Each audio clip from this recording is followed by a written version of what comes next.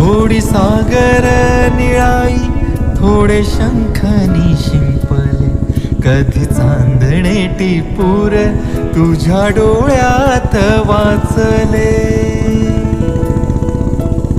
कधी उतरला चंद्र तुझ्या माझ्या अंगणात, स्वप्न पाखरांचा थवा विसावला ओंजळीत. कधी काळोख भिजला, कधी भिजली पहाट, हुंकारला नदी काठ, कधी हरवली वाट.